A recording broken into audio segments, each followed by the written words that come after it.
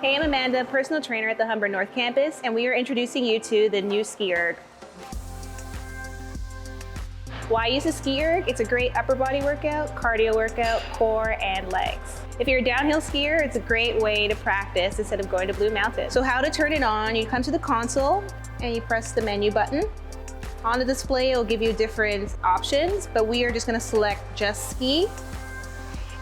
Down here is our resistance from 1 to level 10. So select what's appropriate to you.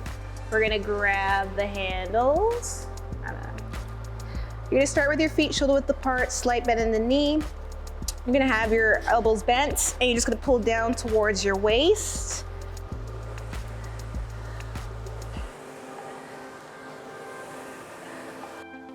If you want to add variety, grab a mat and try it from a kneeling stance. It focuses more on the upper body and core.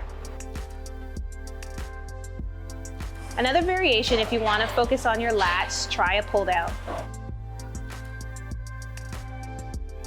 Another variation to isolate the upper mid back is the cross pull.